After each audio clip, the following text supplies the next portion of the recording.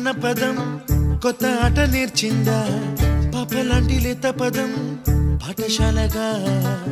కూనలమ్మ జానపదం పల్లె దాటి వచ్చిందా చవళిల జానతనం పాట చూపగా కుంచెలో తాగే చిత్రాలు ఎదురొచ్చేలా